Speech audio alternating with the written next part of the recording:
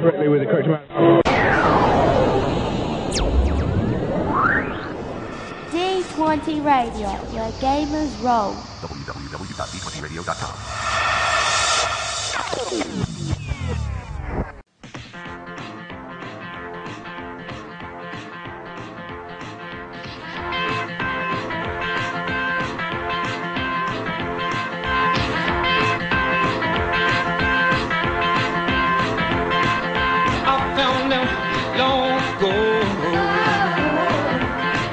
What has happened in your life, Vince, for as far as gaming goes? I bought, like I said, I got the BX off of eBay from that one guy. I got the basic rules in the box set. And you already got it? Yeah, I got it on Saturday, like 2 days after we talked about it. Now, is this just the cook or just Mulvey? Just Mulvey. So, was it everything and more that you thought it would be? Oh yeah, the box is in beautiful condition, and the module that came with it was B2. Yeah, of course. Keep it more in mind. And the actual Mulvey book itself in excellent condition. Cool. So it was, and it had one of the original TSR. What do you call those little RPGA send away cards inside? Oh yeah. Join the RPGA. It was like the little postcard that you filled out and you cut off the thing and you sent in the mail. Yeah. It's in there too. At this point, I would not buy that stuff because I'd rather just have the book. Well, it was included in it, so. Oh, I know, and you got a really good deal. I'm not knocking that, but I mean, if it was for me, I'd just look for the book. Well, they do have the book itself on eBay. I saw it being sold for $8. But that was after I purchased the box set. I actually wanted the box. Oh, okay. Because that's the only thing in my collection I didn't have was an actual box. Oh, I see. Okay. So I wanted because this set I'm not going to touch. This set's going to go on the shelf. Right. Like I have a whole collection of first edition books that I don't touch. Oh, I didn't know that. Oh yeah, I have hermetically seal them or something. No. I just have a copy that's in perfect condition, and that's my stuff that sits on the shelf. And I have my everyday play stuff that I use for the podcasts, and that I use during my games. And then I have the throw-around copies, which I bring to games that people can use. So you're still keeping your shitty copy just to for everyday use. Yeah. Oh, okay. It makes sense in a collectible way. Yeah, and then with the Mulvey, I only had one copy that I had stole from a long time ago. And that was bent to crap. Oh, man. And it came in box after box after my move and everything. And you know how when you throw things in a box. Oh, yeah. And you don't realize it and it gets stuck on something. And yeah. Yeah, I got you. And so I wanted another copy of that so I can have a good copy on my shelf in the box. So I got that. And then the guy came back to me. He's like, by the way, I have the Cook Expert Rules in box with X1 module. And it had the original dice in it, too. Did you grab it? Yeah. He sold it even cheaper than the original one. So you got that. Did you get that already, or are you waiting on that? That it shipped out on, actually, Saturday. Okay. Because after I got it, I contacted him, and I said, thanks, that was really quick shipping. I love people that ship out quickly. And he's like, oh, no, I'm all business, and I like to satisfy customers. By the way, and then he just offered me the other thing, and I'm like, oh. I hope you left him a good rating on there. Oh, yeah, definitely. Yeah. As soon as I get the other box, he's getting another 5-star beautiful review. That Fiend folio I bought a couple of weeks ago for $10. Yeah. I looked in the back, and it has the... let me grab it. Hang on. Okay. It's right here. I got it right here. I can't exactly remember what was in the back, but I thought it was amusing. Fiend folio. Yeah, the very back, they've got the, of course, go to Gen Con thing. Yeah. But they've got this other, on the very back page, it's join the TSR family proudly presents the Role Playing Game Association. Yeah. It's got a form there if you want to join, like a questionnaire form. Oh, yeah. And the guy filled it out. Who is it? What's his name? How old is he? I was good. Lance R. Hankins. That's his name? And he's got an Oklahoma City address, and this is dated 2/5/89. Nice. And it's like, I feel like Googling him and see if he's still there. It's I bought your book. Yeah, really. You still want to join the RPGA? You should contact him and be like, dude, listen, I bought your Fiend Folio and you left your information in it. Do you really want to have this out there? Yeah, you want me to cut the page out or something? Or yeah, get rid of it and burn it, or Yeah, it says name your 3 favorite games: Dungeons and Dragons, Dungeon, and Boot Hill. Ooh, you like Boot Hill? He likes Boot Hill. List your 3 favorite TV and radio programs. All he put was Dungeons and Dragons cartoon. Yeah. Does he say got his zip code and everything. That's scary. Does he say how old he is? No. Let me see. Is there a play? List your age. Oh, okay, 15 to 18. So that would make him... In 89, that would... Oh, actually, that makes him almost the same age as me. Yeah. And maybe a little bit older by a year or so. Yeah. Depending on which bracket he was in. Yeah. I call him and they say, I'm sorry, I thought your son was here. Yeah. That's pretty cool. I'm afraid to call him and go, our son got killed in Iraq. What are you talking about? I would say scan that in so we could see it on the website, but then I don't want the guy's information getting out, so... Well, I could just put it on our file share there, and you guys can look at it if you want. Or I know, but it'd be kind of cool. You know what? Scan it in, Glenn, and black out all his information just so people could see the old form. Oh, sure. I can't black it all out because it's like he circled a lot of stuff. Well, anything that's like his address or... Yeah, I'll take out his address and stuff. That's no problem. Well, we already said his last name, so it doesn't really matter at this point. Well, I mean, take it out. Edit it out. You know me, I don't edit. Do I ever edit? Do you? Yeah, I mean, you managed to put bumpers in. Yeah, that's true, but I'll forget, and then it'll be in there anyway. So you always tell me you edit certain things sometimes, so I just assume you could edit it out. Well, People, you didn't hear that name, okay? Yeah, okay. Usually what I do is I go in there and I trim down all the Glenn talk tracks to like half a minute instead of the 4 minutes that it is. Hey! Stop confusing me with Julie. Oh, I'm sorry. Julie's really going to kill you. That's 2 shots in a row you're giving to her over these shows. Oh, she knows I love her. Yeah. You know, I'm waiting for her to come back at me, and she never does. Maybe she's the better person. I don't know. That's because she just laughs. She just goes, ah, ha, ha, ha. And then, yeah. Glenn. Well, I keep forgetting you're recording this. Yeah. I'm just BSing with you right now, I thought. No, I'm recording this, pal. Oh, great. Is this for the Christmas special? Oh, my goodness. Well, I hope everybody gets everything they want for Christmas or wanted for Christmas, because I know I ain't. Yeah. You know what also I picked up, too, and I'm really excited about it, because I haven't seen it in a long time, was I went on eBay, and that same guy, again, he didn't offer it to me, but it was on his list, Top Secret, in the original box, first and second edition in one box. I guess he combined it. Is this Top Secret and Top Secret SI? No. Just the original Top Secret. Gotcha. I guess SI is a different... I don't know anything about SI. That's like an advanced version. Is it? Oh, okay. I know the original one I haven't seen since I was probably 10 or whatever, maybe 12 around there. I played it once, and it was the coolest thing because we were all like James Bondy and spies and everything. So I can't wait for that. Oh, nice! I'm gonna probably run a game with that as soon as I get it. I remember seeing Top Secret SI on the shelf. I'm going, God, they're still publishing this old thing. Why? Well, Top Secret SI, would that come out in like the late '80s, early '90s? Yeah, something like that. It was like, okay, let's revise it and see if anybody bites. Yeah, because we'll kill it. The original one came out in like '82 or '81. Yep. Because I remember the adventure we played in was still when Reagan was president, and we had to rescue Reagan off of this oil tower rig that he was held captive in. It was a fun game. What? It was a fun game. It was a fun game.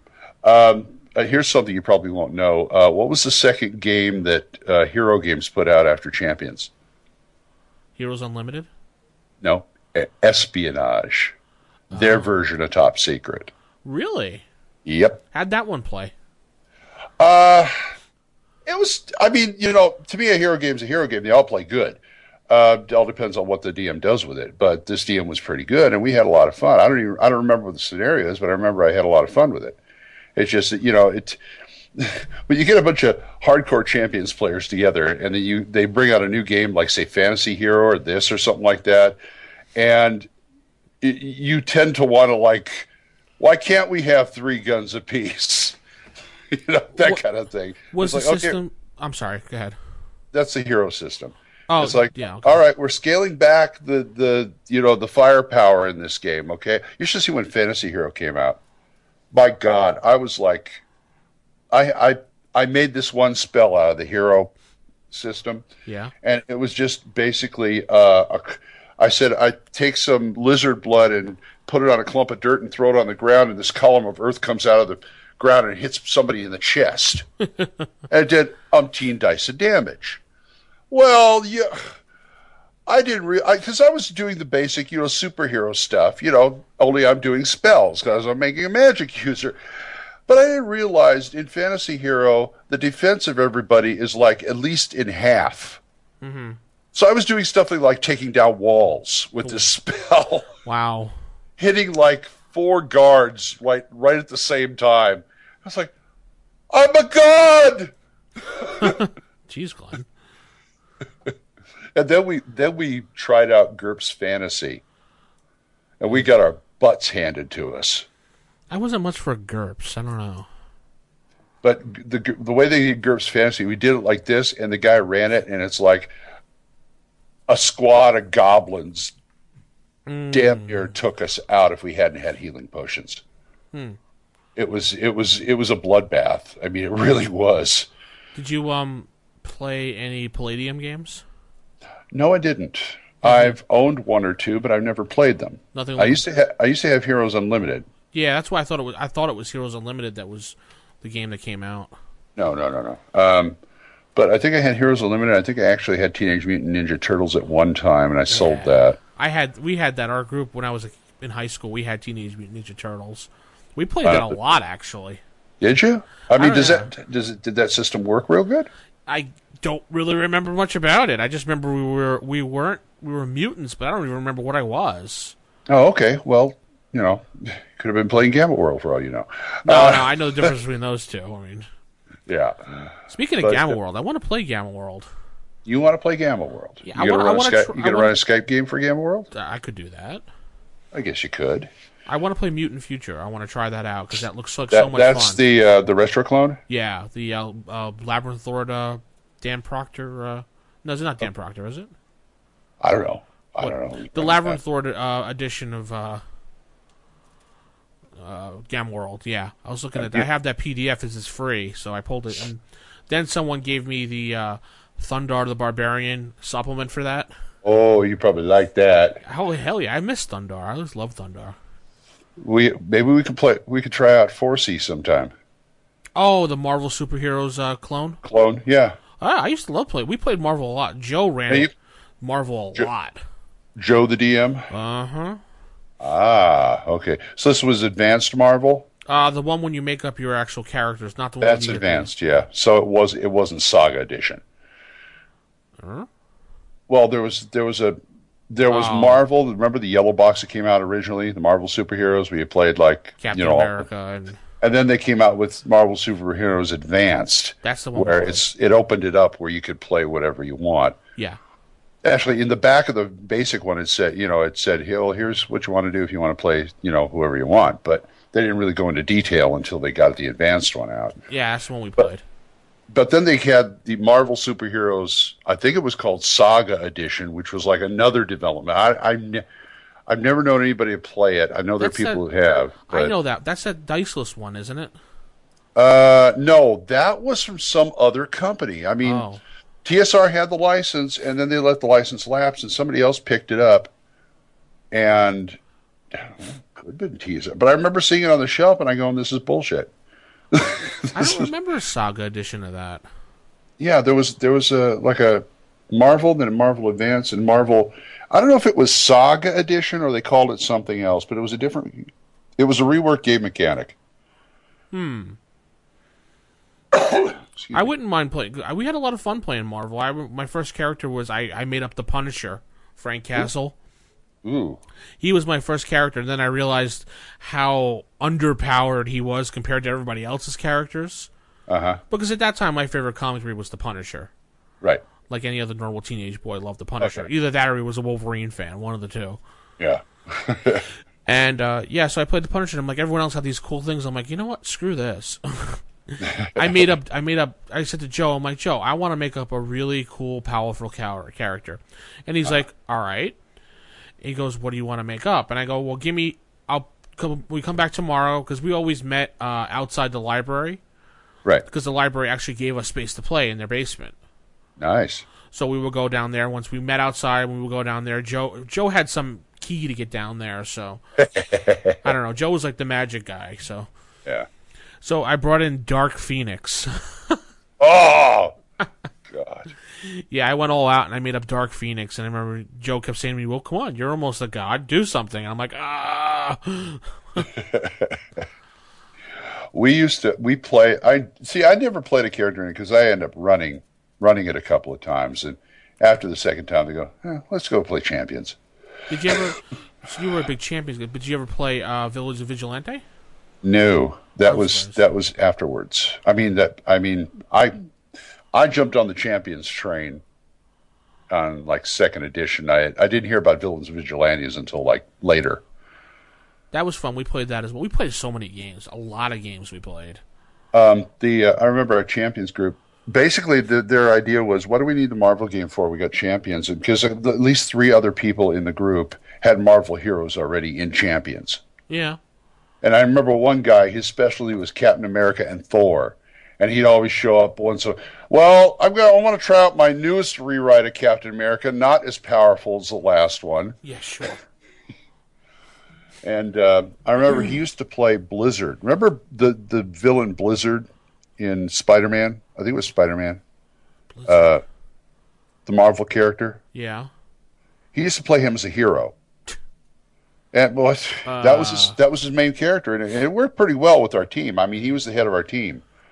And he just said, okay, I just want to play. He had a change of heart. He became a hero. Now let's build a team around him. So we made up all our original characters, and we had Speedmaster. We had Lightmaster. At one time, we were going to call it Blizzard and the Masters of the Universe. Nice. I said, tell you what, I'll make a brick. We'll call it Punch Master. I don't think I can ever run a superheroes game. I've tried running it. I just can't wrap my head around it as a GM. You can't? No, I've tried it with what's that new? Is it Mutants and Mastermind, the new one by Green Ronin? Yeah, the D20 one. Yeah. No, it's sort of D20.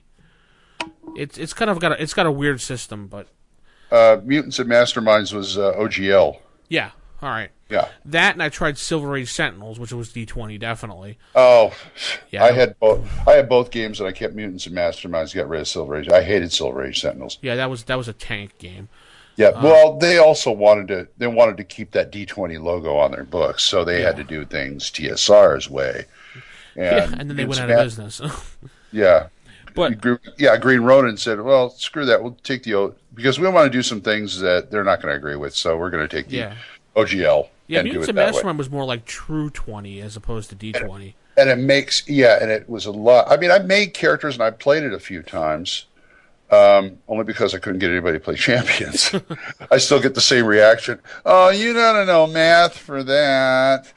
Well, yeah, that was the big thing. Champions has gotten a lot of math for it. Yeah, it's all around points, but I mean, hey, add, subtract, multiply, divide, you can do that, right? Okay, then you're set. Yeah. But I tried GMing a couple games of those, and it was just like I just couldn't wrap my head around it as a GM. So. I mean, I never saw. That's the first time I ever saw anybody who could make a character sheet on an Excel file. But yeah, I had a lot of time. Excuse me. A lot of fun with Champions. We actually turned it over to my friend in the group to run Mutants and Masterminds, or run a superhero game, and he pretty much turned it into an adventure of D20 Modern. Interesting. I played a Ghost Rider type guy. But he instead of like turning into flames, he just pretty much became like a demon. And he had like, super speed and everything. We were bikers type guys of our ultra personality. But then it just turned into this whole thing. We opened up a bike shop, and then one of my friends took over and decided, we're going to go do what we normally do, beat the crap out of everyone and collect money. I swear to God, that's all the adventures are, is beat the crap out of everyone, mass amount of army, and collect as much cash as you can. Oh, boy. That's kind of why I stopped playing. Let's see, Champions I had, my main character in Champion was called Escargot. Escargot.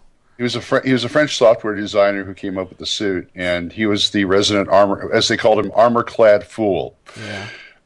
And originally he was blind outside of his suit. Really? And I actually managed to buy that off later. He was blind and he had a thing for kids. Not a thing for kids, but I mean he would protect kids, okay? I know what you meant. The way you came out was real funny. And he didn't fly, but he ran super fast and he left a trail of slime. Ew. But he could jump into he had like a small shell on his back which would expand, and he would become super invulnerable in it. He was like a living hard point, and his antenna eyes would stick out, and he'd just shoot peeps, just sit there and go blast, And his entangle was this slime that came out of his finger. He just, Nice. It was a little disgusting, but we had an awful lot of fun with him. You want to run a Game of Champions after the holidays? Late after the holidays. Yeah, I know you said February or something. Yeah, it may go a little longer if I get involved in this third show. Yeah. More like late March. But we'll see. I know. Sometimes I don't really feel like Sometimes I don't feel like I should have the honor of being on this show. Why? Because you have a life? Because I'm a DM that doesn't DM. Yeah, so? Okay, well, if they can accept it, I can accept it. Okay. Life experience, how's that? There we go. I mean, I've got enough gamer tales that I can get by. But Julie doesn't DM anymore or GM, but she's fountain of information. That's true. Overflowing, That's true. But That's true. That's why I wanted to get her in with Mike on when we do the Doctor Who? No, the field guide review, because there's a lot of monsters in there that are taken from different cultures, myths, and legends. And so she knows all about that kind of stuff. What is the field guide? Because I haven't had a chance to look at it yet. What exactly is it? Well, if you ignore the attempt at a role-playing system a la Arduin that they put in there, yeah, it's got something like 150 monsters in there, most of which I'll say 10 to 15% are dumb. Yeah. But the rest of them are really interesting. And the thing is, they don't give you any descriptions. They give you a name, they give you a stat, but you can if you look at the description, you can kind of dope out what it does and what it's about and where it comes from. Some of them are just from their campaigns, but a lot of them are from Egypt and Great Britain and all these other India, all these other places, all these other monsters that nobody has ever seen before, or hardly ever seen before. So that's why I'm saying it's still valuable. Is it compatible with D&D and everything? And yeah. It has D&D stats in it? Yeah. Who made it? Judges Guild. Oh, okay. That's why I didn't hear of it. It's a Judges Guild. Yeah, it's got D&D stats, but you kind of have to look for them a little in the stat block, because they like to throw in their other, a few other stats that don't really matter. It's really easy to pick them out. What's charisma? Yeah, get this out of here. That kind of thing. And their attempt at doing a role-playing game a la Arduin is kind of amusing, and some of it is, might give you ideas. Who knows? That's why I said it's kind of an enigma game to me. Right. The more I look at it, the more I get a little more fascinated by it. Oh, by the way, I just got an email from James Maskwiski. The Gragnardia, yeah. Yeah. And he said, Glenn, if you're interested and available, I'd love to help you with some of the artwork. I'd love you to help for some of the artwork for Petty Gods. See? Yeah, well, took him a while, but he got there. See what happens when you draw a couple things and people see it and they want your style. Yeah, okay. All right. I mean, all I did was give him a link to my Photo Bucket account. I don't even know if he looked or not. Obviously, he did. So there I am. There you go. That's at least 2 people I know demanding Glen artwork. Yep. Speaking Him and of the which, Secret GM. you have to give me that logo in a bigger version so I can put it on a shirt. I know that one keeps falling through the cracks. I'm sorry. Now, you keep saying let's do a shirt, but I need a bigger logo. Oh well, I can do that. I can make it bigger. And you have to make it what is it, DPI worthy? Because if you make it too big, it'll just like get all blurry. Oh yeah. I can make it bigger. I can make it stronger. We can rebuild him. Well, you've not designed your own shirt before, so. Oh yeah. Of course I have. Of course yeah, right. True, it was on a small scale, but it works. Yeah. Where are you on here? Where are you? Blah blah blah blah. Julie Halverson. I've lost you. I'm on the list. On cost, I know you are, but I'm probably at the very top with the phone icon next to it. Well, there's the thing's doing the funny thing. Skype's doing the funny thing again, where it gives me this full screen thing. It's not what I want, and so hit escape. Yeah, I'm trying to find Vincent Florio here. No, that's the Skype, old. This new Skype is just horrible. It's really starting to piss me off. They should have just kept it alone. I mean, I heard people talking about this new Skype maybe a couple weeks ago that were beta testing it, and they were just like, it's horrible, blah, blah, blah. I'm like, oh, I hope they don't go through with it. And then that one day we were doing the show, they forced me to download it. Yeah, they did the same thing to me, remember? And they did it to Liz, I had to too. reboot, and sucks. It does. Hey, there's a link to my Photo Bucket page if you want to take a look. Is this going to be publicly displayed or no? It's anybody who wants it can look. I don't care. All right. I'm not proud or tired. Where did that come from? I don't know. Somewhere off the left field. So what would you like for Christmas this year, Glenn? What would be your ideal Christmas present other than $1 million and never having to do anything in the world again? But I really can't. More game stuff, I guess. As I get older, the Christmas thing gets more vague. You know what I mean? Yeah. If I was a kid, I could tell you exactly what I wanted. As my grandsons tell me exactly what they want. Yeah, I know. As a kid, you can pick out exactly what you want. That's because you're watching TV all the time and you see the ads. Yeah, it's brainwashing you. Yeah, pretty much. Like G.I. Joe was the perfect advertisement. Oh yeah, I don't ask for game stuff because I know I'm not going to get it. Even people who, I've been married 3 times, right? And I've had at least 2 wives into D&D, but I know this one isn't. So even if she did get me game stuff, I would probably end up exchanging it anyway. Oh, did you draw all these trading cards? Yeah. Oh, yeah, wow. I carry them around with me and just doodle on them. I started doing those when I was doing Guys and Dolls, just sort of making them up. I like the Dracula one. Looks really cool. Oh, thank you. I've got a Christopher Lee one in there, I think, and a Bela Lugosi one. I hate the Christopher Lee one. It doesn't look anything like him. No. Sometimes it just don't work out. Caricature is a hard animal to do.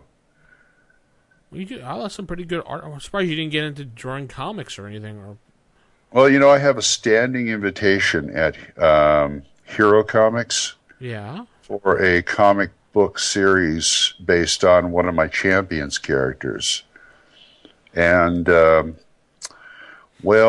this other stuff tends to get in the way. The acting and the voice acting and the podcast and all that other stuff. Do you hand draw this and then scan it in, or do you draw it on the computer? I scan everything in. I can't. I don't have the equipment to do it, and I tried doing a pad one time, and it's just, I can't do this. Give me a pencil. Yeah, I've got a nice little scanner printer over here without any ink in it that I use to scan in. Yeah, I have one of those, but except it has ink. Yeah, yours has ink. I haven't come up to like the $60 I need for the ink yet. Do you have something like a cartridge world there, or? Yes, we do have cartridge worlds, but you know what? My printer they will not support. Really? It's an Epson. They won't inject the liquid into the They don't have the used ones. They won't do it. You know why? Why? Epson's cartridges come with a little chip that tells the printer when it's low or out of ink. And when they fill it, they cannot reset this chip. No, yeah, that's right, yeah. So basically, they're forcing people to buy their product, which pisses me off royally. That's why that company went to crap. Almost had to bloop that. That company went to crap big time. Really? I like the printer. It's a great printer. I haven't seen many printers by them, actually, in the last couple years. Yeah. I also went out of my way to get one that took 4 separate ink cartridges for 4 separate colors. Because I got tired of this where you buy black and then you buy the 3-color cartridge and you run out of, say, yellow. Yeah. And then you got to throw the whole damn thing away. Oh, yeah. So it's got 4 different cartridges, which is why and the thing bugs me is it runs out of a color, okay? Yeah. Okay, I've got black. I'll just print black and white. No, I ain't. You got to replace the color or it won't work. It'll just keep saying, you're out of ink, you're out of ink, you're out of ink. Well, print it black and white. No, you're out of ink. I used to get around the whole you're out of black by printing it in like red or something. Yeah, I used to do that too. And also there was, if you are low on black, it'll give the option of, well, we can mix the colors left into black if you want to do that. And I said, go ahead. But like I think I ran out of ink when I was trying to print Ultimate Toolbox.